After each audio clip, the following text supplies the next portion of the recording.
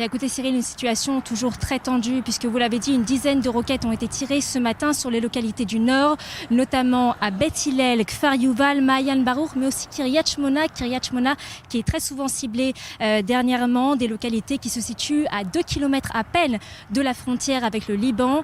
La plupart de ces roquettes ont été interceptées, mais l'une d'entre elles est tombée sur une maison à Kiryat Shmona sans faire de blessés. Et un peu plus tard, ce n'est pas le Hezbollah qui a revendiqué ces attaques, mais c'est bien le Hamas, les brigades Ezzedine Al-Qassam, donc la branche militaire du Hamas. Le Hamas qui lui a affirmé qu'il avait tiré une quarantaine de roquettes et que l'une d'entre elles avait frappé une base de Tsahal. Des informations bien évidemment contredites par l'armée israélienne. Et un peu plus tard, Tsahal a annoncé qu'il avait riposté en ciblant la source des tirs.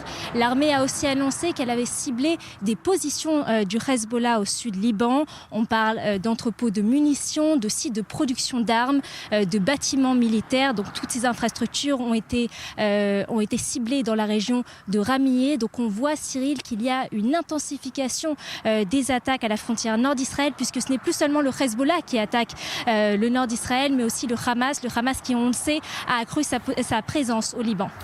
Et en parallèle, Chani, le chef d'état-major de l'armée israélienne, Herzi Halevi, a une nouvelle fois mis en garde le Hezbollah.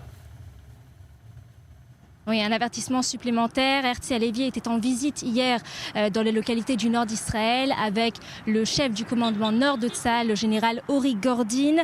Et pour Herzi Halevi, c'est clair, le Hezbollah a décidé de rejoindre le Hamas après l'attaque du 7 octobre et pour cela, il devra payer un prix très lourd. Et il a assuré que Tsahal prenait les bonnes décisions pour assurer le retour des habitants chez eux, des habitants déplacés. On parle de 80 000 habitants du nord qui ont été déplacés, qui ne sont toujours pas rentrés chez eux.